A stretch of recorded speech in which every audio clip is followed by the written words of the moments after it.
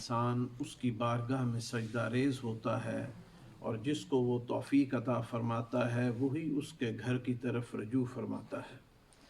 اللہ تبارک و تعالیٰ سے دعا ہے کہ یا اللہ سرکار دو عالم صلی اللہ علیہ وآلہ وسلم کے صدقے ہمیں نیکی کی طرف توفیق عطا فرما، صراط مستقیم کی طرف ہماری رہنمائی فرما۔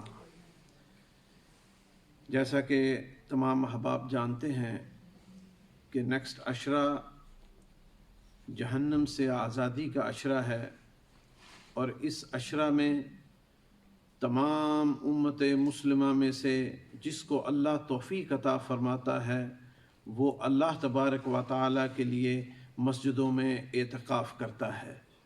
اللہ تبارک و تعالیٰ جتنے بھی لوگ پوری دنیا میں جتنے بھی مسلمان اعتکاف کر رہے ہیں، اللہ تبارک و تعالیٰ ان کے اعتکاف کو قبول و منظور فرمائے۔ اعتکاف کے حوالہ سے چند ایک گزارشات، اعتکاف کی فضیلت اور اس کے بعد کچھ اعتکاف کے مسائل جو میں عرض کروں گا۔ اللہ تبارک و تعالیٰ ہمیں ہدایت عطا فرمائے اور عمل کی توفیق عطا فرمائے۔ حضرت عائشہ صدیقہ، حضرت ابو ہریرہ رضی اللہ تعالی عنہ، حضرت ابن عمر رضی اللہ تعالی عنہ سے بے شمار روایات مروی ہیں کہ سرکار دو عالم صلی اللہ علیہ وآلہ وسلم رمضان المبارک کے جو آخری عشرہ ہوتا اس میں اعتکاف فرماتے۔ نبی کریم صلی اللہ علیہ وآلہ وسلم نے پورے مہینے کا اعتکاف بھی فرمایا، آخری 20 ایام کا اعتکاف بھی فرمایا، اور باقاعدہ آپ نے آخری 10 دن کے اعتکاف کا بھی اہتمام فرمایا۔ ہم اسی طرح سرکار دو عالم صلی اللہ علیہ وآلہ وسلم کی سنت کے مطابق آخری 10 دن کا جو آخری عشرہ ہے، آخری جو 10 دن ہیں رمضان المبارک کے، اس میں اعتکاف بیٹھتے ہیں۔ بے شک یہ 10 دن ہوں یا 9 دن ہوں، چاند 29 کا ہو جائے یا چاند 30 کا ہو جائے، اللہ تبارک نبی کریم صلی اللہ علیہ وآلہ وسلم نے ارشاد فرمایا چاند اگر 29 کا بھی چڑھ جائے، مومن 29 روزے بھی پورے کر لے، اللہ ثواب 30 روزوں کا ہی عطا فرماتا ہے۔ تو مسلمان جن کو اللہ توفیق عطا فرمائے وہ 10 دن، آخری 10 دن کا اعتکاف کرتے ہیں، اور اسی 10 دن میں لیلۃ القدر کو بھی مخفی رکھا گیا اور فرما دیا گیا کہ ان آخری 10 دنوں میں جو طاق راتیں ہیں ان میں لیلۃ القدر کو تلاش کرو۔ انشاءاللہ العزیز لیلۃ القدر کے سلسلہ میں بھی بیان ہوگا انشاءاللہ۔ حضرت عبداللہ بن عباس رضی اللہ تعالی عنہ سے مروی ہے کہ حضور اکرم صلی اللہ علیہ وآلہ وسلم نے ارشاد فرمایا کہ جو شخص اللہ کی رضا کے لیے ایک دن اعتکاف کرتا ہے، اللہ تبارک و تعالی جہنم کو اس سے 3 خندقیں دور لے جاتا ہے، اور ایک خندق کی چوڑائی جو ہے وہ اتنی ہے جتنی زمین سے آسمان کی چوڑائی ہے۔ سبحان اللہ۔ یہ شان ہے اللہ کی بارگاہ میں اعتکاف کرنے کا۔ اور سب سے بڑی بات جو میں آج پیغام دینا چاہتا ہوں وہ یہ ہے کہ اللہ تبارک و تعالیٰ نے ارشاد فرمایا انما الاعمال بالنیات۔ اعتکاف جو ہے اللہ تبارک فرماتا ہے نیت جو ہے وہ سب سے اہم ہے۔ انما الاعمال بالنیات، تمہارے عملوں کا دار و مدار تمہاری نیتوں پر ہے۔ اگر نیت رضائے الہی ہے اور رضائے الہی کے لیے اعتکاف بیٹھے ہیں تو پھر اللہ تبارک و تعالیٰ کی بارگاہ میں وہ قبول و منظور ہے۔ لیکن یہاں دیکھا یہ گیا ہے کہ صرف اعتکاف بیٹھ جاتے ہیں، اور اعتکاف میں بیٹھ کر اعتکاف کے جو عوامل ہیں، اعتکاف کی جو سنتیں ہیں، اعتکاف جس کو کہا جاتا ہے وہ پورا نہیں ہو پاتا۔ مسلمان، میں نے کل ایک عالم دین بیان فرما رہے تھے، وہ فرماتے ہیں کہ میں نے اعتکاف میں بیٹھے ہوئے بندوں کو کارڈز کھیلتے ہوئے دیکھا ہے۔ تو اس قسم کا اعتکاف، اس قسم کی عبادات، اس قسم کے روزے، نبی کریم صلی اللہ علیہ وآلہ وسلم نے فرمایا اگر روزے دار روزہ اس طرح نہیں رکھتا جس طرح شریعت کے مطابق ہے تو اللہ تبارک و تعالیٰ کو اس کے کسی روزے کی ضرورت نہیں ہے، اللہ الٹا کے اس کے منہ پر پھینکتا ہے وہ عبادات۔ نیت سب سے زیادہ ضروری ہے کہ نیت جو ہے وہ انسان کی رضائے الہی ہونی چاہیے۔ اعتکاف کرنا تو نیت رضائے الہی کر کے اعتکاف کرنا وہ سب سے زیادہ ضروری ہے۔ حضرت حسین بن علی رضی اللہ تعالیٰ عنہ سے روایت مروی ہے کہ آپ نے فرمایا جو رمضان المبارک کے آخری 10 دن کا اعتکاف کرے اللہ تبارک و تعالیٰ اسے 2 حج اور 2 عمروں کا ثواب عطا فرماتا ہے۔ یہ فضیلت ہے اللہ تبارک و تعالیٰ کی بارگاہ میں اعتکاف بیٹھنے کی۔ انسان اپنے گھر بار، اپنے بیوی بچے، اپنا کاروبار، اپنی ہر چیز چھوڑ کر جب مسجد میں آ کر اللہ کی بارگاہ میں اعتکاف کرتا ہے تو اللہ تبارک و تعالیٰ کو وہ بڑا محبوب ہوتا ہے۔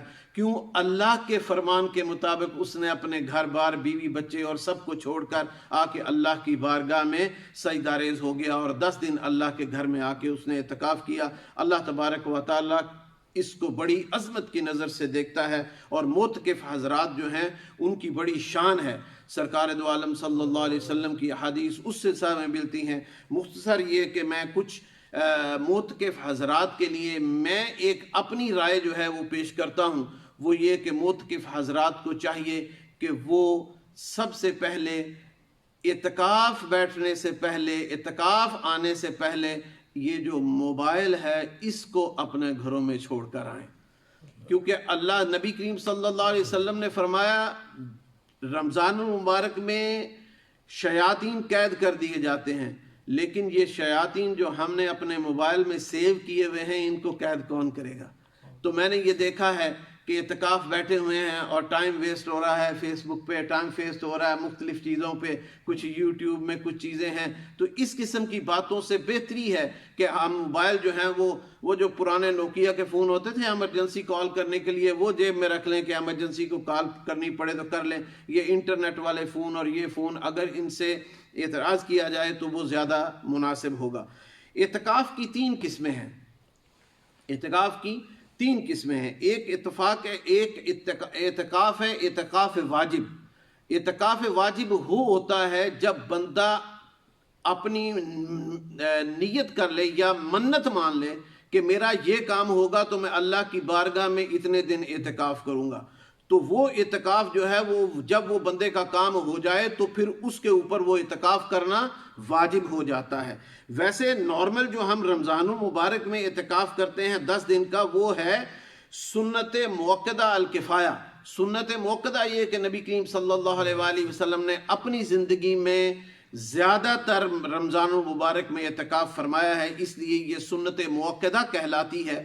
اور الکفایہ اس کو ہم اس لیے کہتے ہیں کہ ایک جیسے جنازہ کفایہ ہے، فرض کفایہ ہے، اسی طرح یہ اعتکاف بھی ایک کمیونٹی کی طرف سے فرض کفایہ ہے کہ کمیونٹی میں سے اگر کوئی ایک شخص بھی اس کو ادا کر دے تو پوری کمیونٹی کی طرف سے ادا ہو جاتا ہے۔ یہ رمضان المبارک کے جو 10 دن ہم اعتکاف کرتے ہیں، یہ کمیونٹی میں کوئی ایک شخص بھی اپنی مسجد میں اگر اعتکاف بیٹھ گیا تو اس کمیونٹی کی طرف سے وہ ادائیگی ہو جاتی ہے۔ اس کو سنت موقدہ الکفایہ کہا جاتا ہے۔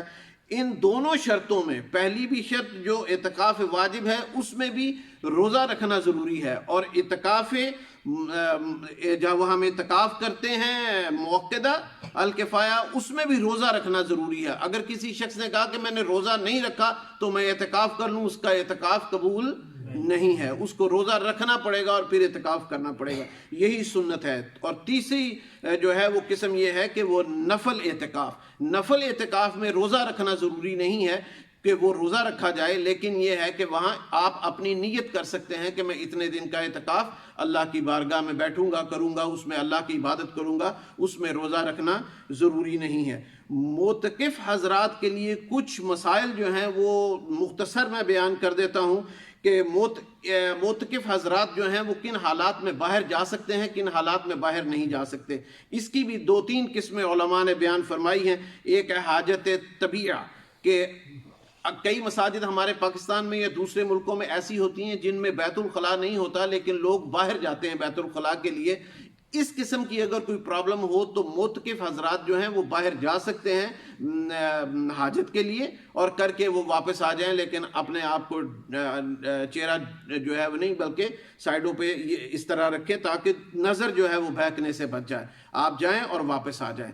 دوسری اس میں یہ ہے کہ حاجت شرعیہ ہیں کر کے، تو آپ اس مسجد میں اگر جمعہ کی نماز نہیں ہوتی، جس مسجد میں آپ اعتکاف کر کے بیٹھے ہوئے ہیں اعتکاف کے لیے، اس میں جمعہ کی نماز نہیں ہوتی، تو آپ وہاں سے نکل کر جمعہ کی نماز کے لیے جا سکتے ہیں اور وہاں سے واپس آ سکتے ہیں، وہ آپ کو شرعی طور پر اجازت ہے۔ اور تیسری ہے کہ حاجت ضروریہ۔ حاجت ضروریہ یہ ہے کہ اگر آپ کے اعتکاف میں طبیعت خراب ہو گئی اور آپ کو ہاسپٹل جانا پڑا، اور آپ جو ہے وہ ضروری ہے آپ کا کسی ڈاکٹر کے پاس جانا یا طبیب کے پاس جانا، تو اس صورت میں آپ جو ہے وہ اپنا اعتکاف چھوڑ سکتے ہیں، آپ گناہگار نہیں ہیں۔ لیکن بلا وجہ اگر کسی نے اعتکاف بیٹھا اور بلا وجہ اعتکاف کو چھوڑ دیا تو وہ گناہگار ہوگا۔ اللہ تبارک و تعالیٰ سے دعا ہے ہمیں بہتر سے بہتر عمل کی توفیق عطا فرمائے۔ وآخر دعوانا الحمدللہ رب العالمین۔